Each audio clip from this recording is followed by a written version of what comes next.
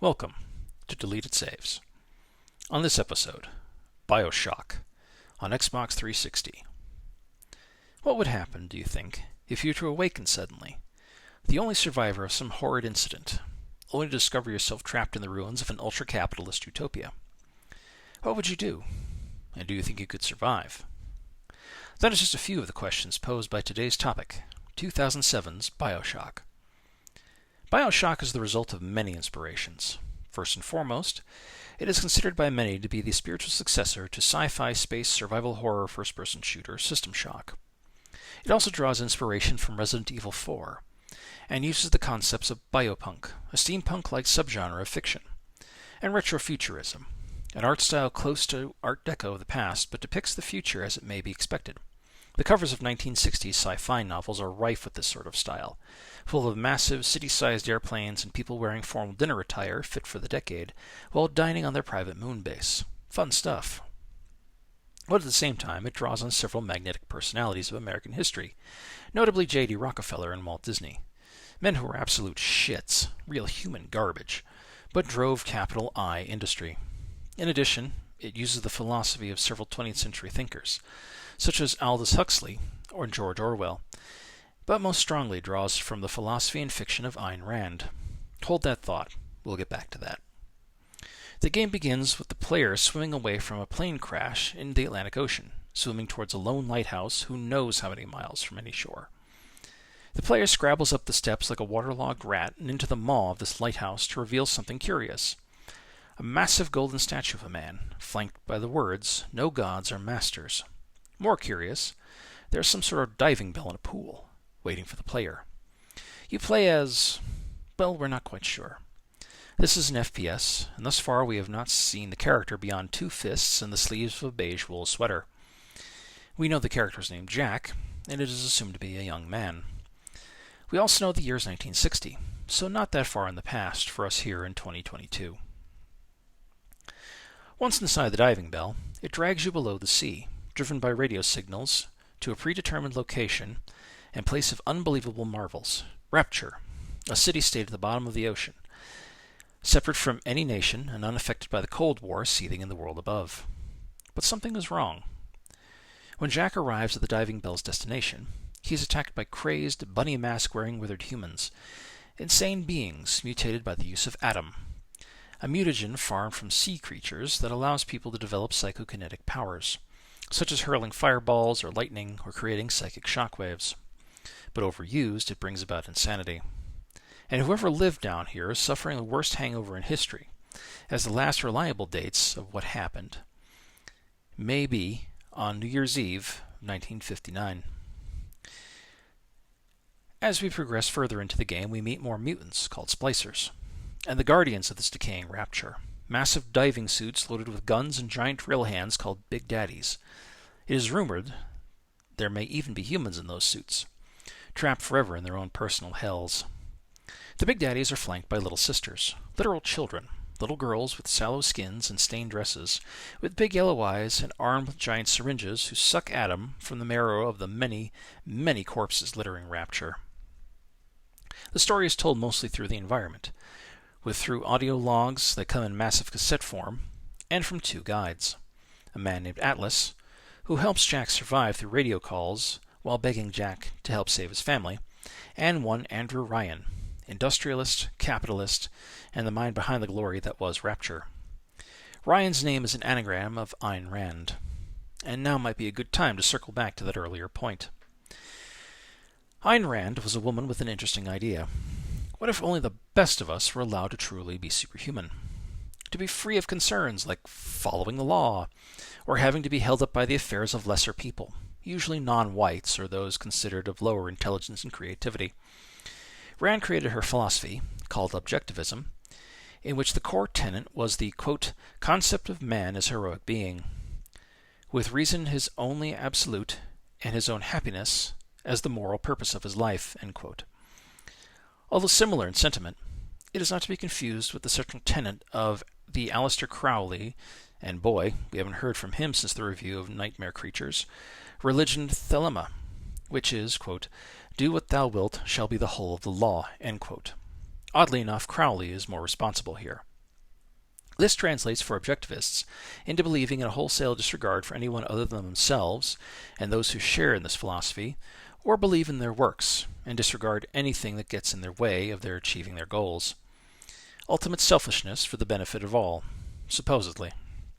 In a way, objectivism seems to believe capitalism does not go far enough in dividing people into class structures, and believes any sort of social safety net, such as health insurance, social security for the elderly, public schools, or the like, should be completely removed and banned, allowing those not successful through their own means or fortunate enough to be born into exceptional circumstances to literally drop dead so that man, again, white man generally, can be allowed to be truly successful.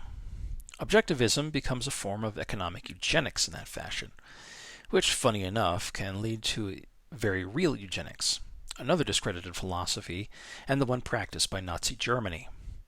In the mid-2010s, objectivism saw a rise in popularity in America, usually in middle-class white neighborhoods, in response to a world they felt was becoming too liberal, especially with a duly elected black man in the office of President of the United States. This manifested in such things as the Tea Party, the concept of sovereign citizens, and corporations being legally allowed to lobby the U.S. government as individual citizens rather than companies. But it is not quite the same thing as the Proud Boys or the Oath Keepers hate movements, as most modern practitioners of objectivism would not go so far to label themselves a far-right militia, or the Federalist Society, that has so influenced much of U.S. politics since the year 2000, as that group believes in originalist interpretation of the Constitution, a document written by imperfect, classist, slave-owning, sexist white men looking to become the new American royalty. How does this relate to a fun shoot-'em-up game I hear some of you screaming? Politics, motherfuckers. Your games be loaded with them. Despite objectivism being a now discredited socioeconomic philosophy, it is the absolute drive of Andrew Ryan. And before I go on, if any of y'all listening think I'm wrong about objectivism or are followers of that philosophy, I'm not. It's discredited, borderline racist as philosophies go, and most certainly classist in its goals. Don't at me. I ain't having it. Andrew Ryan created Rapture to elevate man. He even has an opening screed that greets visitors to his city-state, in which he bluntly states that he says no to the man in Washington, no to the man in Moscow, and no to the man in the Vatican, as the profits of his works should go to none but himself, not a government, not the people, and certainly not God. Not how human society works, sorry to say, dude. 6,000 plus years of recorded civilization has proven otherwise. Ryan believes his is a city where everyone with the balls, the cash, and the brains to truly be great can be, regardless of who it hurts. Capitalism of the kind a Rockefeller or a Carnegie would be proud of. If those names are not familiar, look them up. But just remember that the philanthropist stuff was a calculated tax dodge and a desperate attempt to clean up the public images of lives lived as strong-armed con men and as government-backed murderers. But Ryan's allowances, appetites, and hands-off economics in a city under the sea, ruled by the highest bidder, this hybrid geronocracy-plutocracy, caused Rapture to collapse under the weight of its own excesses, leading aforementioned economic eugenics to very real eugenics, the kind that allowed for the rampant spread of gene splicing through Adam, the stealing or selling of little girls into the Big Little Sister program, overseen by a Dr. Bridget Tenenbaum, and the biomutants that became big daddies that control the city. Jack, our protagonist, quickly finds himself fighting for his life in a very video gamey fashion, picking up guns and a wrench to survive, hacking vending machines for food and supplies, upgrading his guns with all sorts of Flash Gordon-style doodads, and then violently stabbing himself on the wrists with atom-filled syringes to give himself the very superhuman powers the splicers have been gifted with, giving himself a very Doom-esque two-fisted SPF approach, firing a powerful shotgun in one hand, hurling lightning with the other.